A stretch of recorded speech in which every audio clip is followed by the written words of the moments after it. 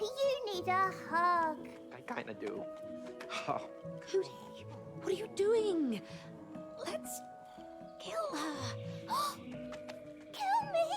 Why do you want to kill me? Oh, no. We don't want to kill you. We just kind of have to. Just a little bit. But I'm Cutie, the loving elephant.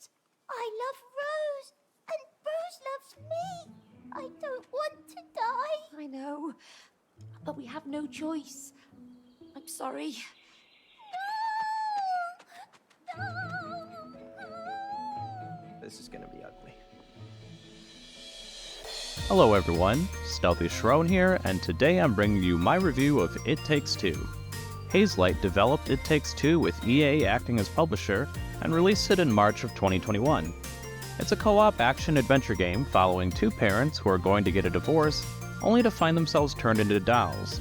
From there, they have to make their way through a variety of different areas, working with a magic book, in order to regain their bodies and maybe learn a few things along the way. The game offers brilliant level design and great co-op gameplay that really requires both players to work together. It Takes Two has a nice visual style that is bright and vibrant in most cases, with some areas feeling something almost pulled from a Disney movie. Each of the different levels are creative and do a lot to establish a whimsical setting despite some of the serious undertones of the story. Each area is crammed with little details which makes them a treat to explore around and see what you could interact with. Many of the levels do a great job of environmental storytelling as well, with a focus on showing the players rather than telling in long exposition. Another thing I really appreciated was the subversion of expectations with the different environments, or at least my own expectations. Since the story focuses on parents being transported into the bodies of small dolls, I assumed all the levels would be confined to a theme of everything is bigger. But the developers show much more creativity than that as they tap into fantastical elements, like an immense tree interior, being stuck in a snow globe village, and even going into space. It was always a treat to see what was in store next. While the game is an action-adventure title, there is a strong narrative here, and all of it is fully voiced. I thought the voice acting was top-notch, and each actor or actress delivered their lines with appropriate diction and emotion. She helped save us. Yeah, I'm special. Yeah, and all the wasps have gone. I mean, we don't need to kill her, do we? Huh? Oh, so you're on the same team now? Shoot them all!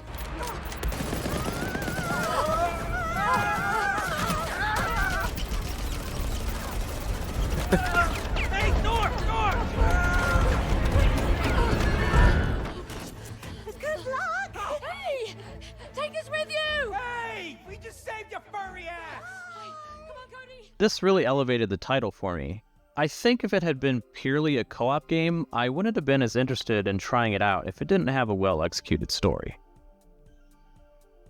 Speaking of which, as stated earlier, the story follows a small family of three, with Cody as the dad, May as the mom, and Rose their little girl. They live in a large house with everything they could ask for, but, of course, not everything is sunshine and daisies. May and Cody have been fighting a lot, with both of them blaming each other for various things, and ultimately, they decide to get a divorce. After breaking the news to Rose, she wishes upon a love therapy book she found, and lo and behold, the parents find themselves trapped inside the bodies of two of Rose's dolls. The Book of Love, known as Dr. Hakim, manifests himself to them with the intent on fixing their relationship. May and Cody obviously have no wish to do such a thing and just want to get back to their bodies. They travel through the house and other various places, making their way to try and revert the curse, as they call it. But along the way, they learn a few things about themselves, Rose, and their own relationship. Within all that, several levels have other characters that enter the mix and bring subplots that are enjoyable to play through. I really like this heartfelt story about love and appreciation of others. It was something different from a majority of games out there, and is a lot more relatable even if I've never been in a position like that myself. Although, having a daughter of my own made it really easy to empathize with the characters and enjoy the story even more. Of course, you can't make a good game without some decent gameplay, and It Takes Two has that in spades. The developers at Hazelight really understand true cooperative gameplay. Players actually need to work together constantly to get through puzzles and the occasional battle encounters. Movement is really smooth and responsive. I especially liked when the game would give us the ability to fly, which felt really fun to zip around. This is incredibly important when much of the game requires precision platforming, which I'm not usually a fan of. That's not to say the game is challenging, but a good movement system does wonders to make it enjoyable. That said, the game utilizes checkpoints really well, and usually you're never far away from where you died to ensure that frustration stays off the table. To keep things fresh and engaging, each level has its own set of gameplay mechanics with something unique for the different characters. For instance, early on, May receives a hammer to smash things down and can swing off nails, whereas Cody uses throwable nails which you can have zoom around akin to something like Thor's hammer and stick into surfaces for May to use. Each level requires players to learn their newly gained item and then continue to use it throughout the level. The pacing is almost near perfect as it gives players an appropriate amount of time to explore and see all the little details, of which there are many things players can interact with, even if they don't have any direct influence on the gameplay itself. You know, this reminds me of that time that we ate those... Not now, Cody. I'm trying to concentrate. Sorry. On the flip side, It Takes Two expertly creates tense, high-octane scenes that creates a sense of fun frenzy, with the escape from the angry moles probably being my favorite. Each level is memorable and unique.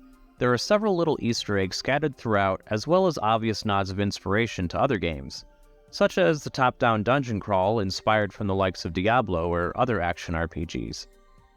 If I had anything negative to say about the game, it's that I thought some of the new mechanics left way too quickly. I would have liked to have spent some more time with some of the cooler items.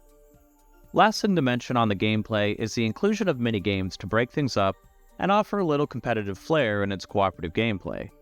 Many of these minigames are enjoyable, but they can definitely be hit or miss depending on the person. Each of them are simple, so don't expect anything really complex, but they were all a nice distraction. And that brings us to the value of the game. It Takes Two runs at $39.99 USD at normal retail price, and I put in about 34 hours across 2 playthroughs. Normally, I think one playthrough would be about 15 hours if you were taking your time, exploring everything and playing the minigames. However, I definitely found value in replaying the game again as a different character, just to experience the mechanics from the other perspective. The icing on the cake with this game is that you only need one copy of the game to play with a friend. It's something that you can play split screen or through Steam's Remote Play, but you could also play this online with a friend as well. All your partner needs to do is download the friend pass and get invited by the host. I think that's amazing that they let you do this, as many games require everyone to purchase the same title, making it a bigger hurdle to try and play with a friend. All that said, I wouldn't normally say that a game is worth it when I usually base my value on $1 per hour, but sometimes that metric just doesn't work. It Takes Two does so many things right, and it has a really solid and fun cooperative experience. While the replayability is negligible, it still takes the #1 spot for cooperative gaming, and I'd recommend it to anyone looking for a game to play with a friend. There's a reason why it won the Game of the Year award at the 2021 Games Awards show, and it's definitely apparent to me throughout my time with it. And those are my thoughts on It Takes Two. If you played the game, let me know your thoughts in the comments below, and if you haven't, then let me know if it sounds like something you'd be interested in or if you have any questions. I hope this video helped you in some small way, and if it did, then please consider leaving a like, comment, subscribe, or whatever it is you feel like doing. Thanks for watching, and have a nice day.